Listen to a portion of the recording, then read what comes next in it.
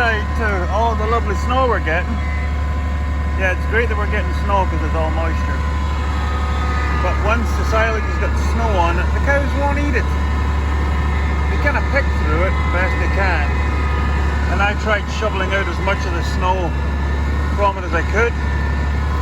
But yeah, another 4 inches last night. So yeah, we're well on our way to 2.5 feet of snow so far.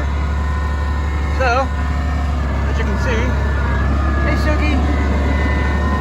As you can see, it all just gets pushed out.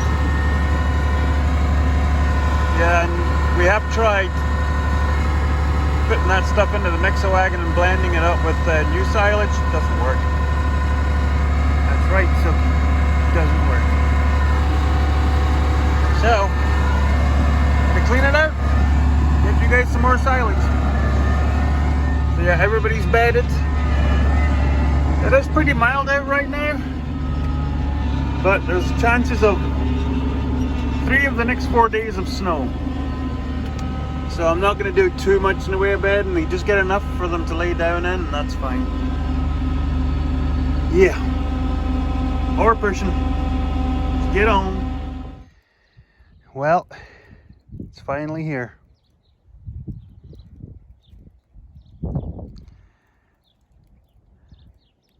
Making a start. It's been almost 10 years since this project started. Yeah, you can see there's a couple of straps still to go off at the top there. And yeah, the sheets don't go all the way to the top of the roof. Bit of a mix-up between me, the local hardware place, and then the tin supplier in Brandon. This building is 24 feet deep, and there was supposed to be a foot extra to account for the pitch and overlaps front and back. Well, between me, the local hardware place, and the tin place, the foot extra was attached to the 24, so they made it 23 instead of 25. So I have a whole lot of red tin extras.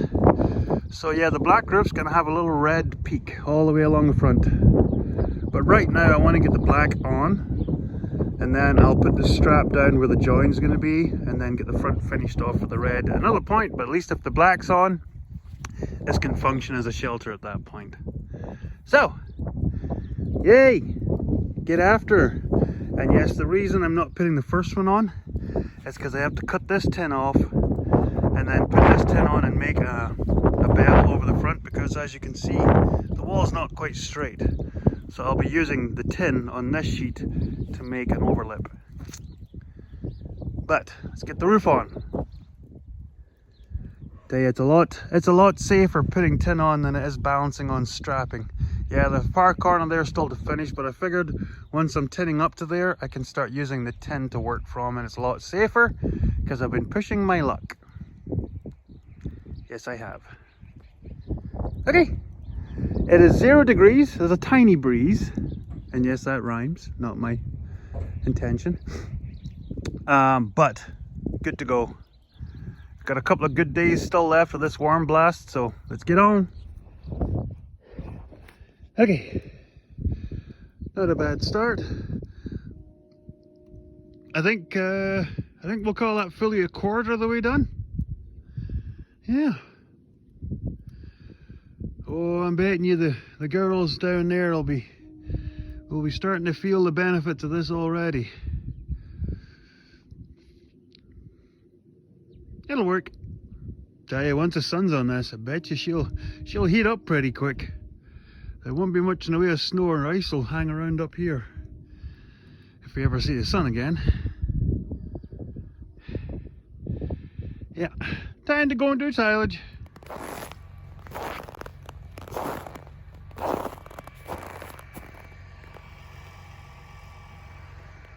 Yeah, we've had a bit of snow. It's getting piled. Yeah.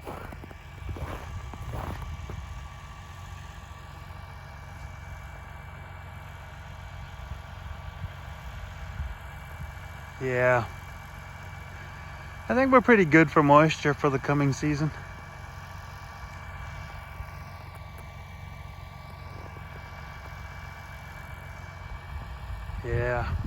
Sure glad Justin Trudeau made sure that the diesel was 40 cents more expensive than it normally is. Yeah.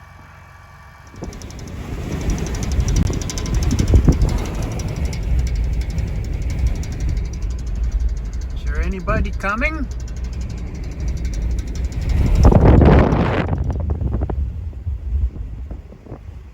I have to take a deep breath and run.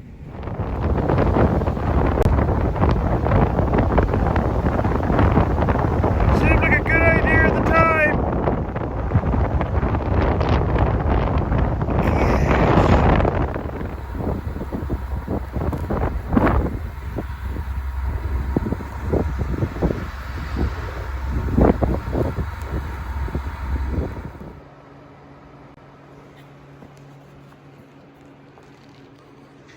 Yeah, don't worry. I'm not allowed to work on the wife's car. Well, considering it's got a brand new engine in it and all the other goodies that Hyundai were kind enough to do for us, even though it was a recall. So yeah, it's in here just to thaw out because we've had so much snow, and then we had a big blow, so there's lots of snow banks. So now we'll be able to see she's pretty well packed up with snow and ice and all kinds of goodies. And the daughter, she's got to go to work tomorrow, so she's taking Mom's car. So I'm going to thaw it out best I can. But that's not the reason that I'm in here. I'm going to wrap this video up.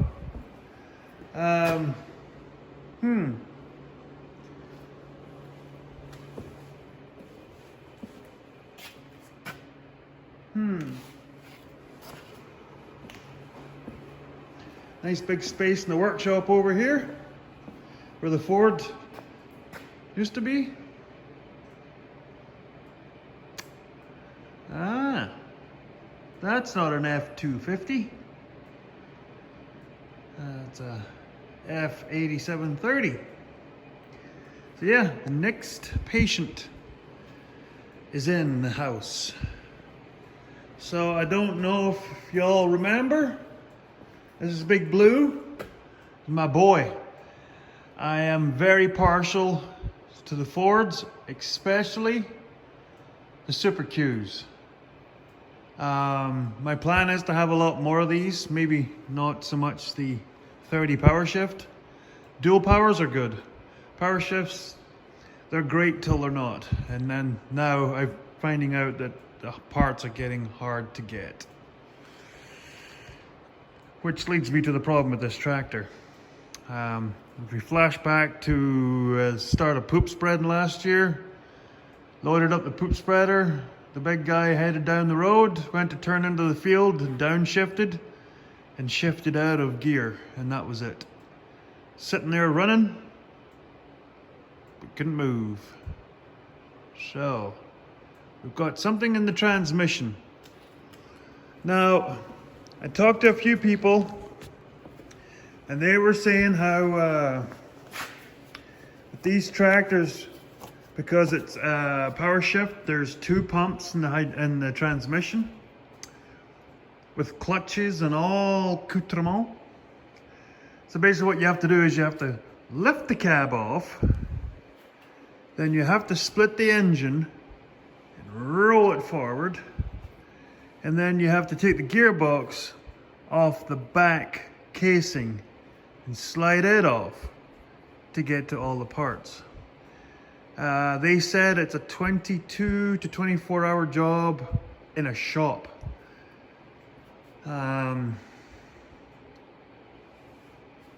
Don't know.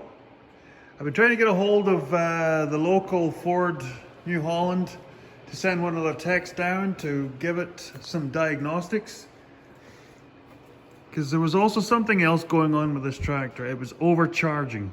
It was setting off the warning buzzer in the baler monitor that I was overcharging. So I'm leaning towards, oh sorry, that we have a problem in the solenoids, transmission solenoids, which is this pack here. I'm hoping and praying that it's something here. Because I never had transmission troubles with this tractor prior to this.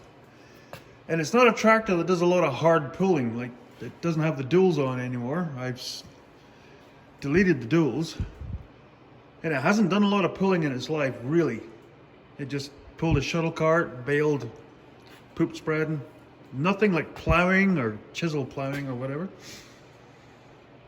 So I'm sort of estimating that between the alternator overcharging, the regulator thing going to kapooey, that I've got something in the solenoids. So I'm either going to try to learn how to do a diagnostic on the whole thing there, or find somebody that can come and help me, because at least now it's in the shop, and because it was sitting outside there since last year, so it's now thawed out. So now I can actually start picking away, because there's a bunch of little jobs that I'd like to try and tackle on this. But the big one is I need to make this move, because this is my baling tractor. Plus, I am going to do a little bit of disking and whatnot. But yeah, I need this tractor. I will be on the market to get another tractor, sort of a stand-in for the loader, the orange one. So I need a backup loader tractor, which would be like an 8630 or an 8210 Super Q front wheel assist, because I need to have two loader tractors. That's my plan, is to have one so I can have one down getting fixed and the other one goes to work. Still cheaper than having one overly priced, that color plastic thing that we used to own. So yeah, stay tuned for this one. Should be interesting. I'm gonna get stuck into this. Yeah, I took the covers off of here because I'm in there checking wires and stuff. So like I said, I'm gonna go over pretty well all of this tractor over the next few months. So yeah, stay tuned. The next video, oh yeah, I should have seen how interesting it was getting that in here with a loader tractor chains. But yeah, stay tuned. Next video, hopefully, is going to be coming up right here soon. Should be a little bit of a treat for those of you who've been egging me on to get the L bagpipes out, so stay tuned.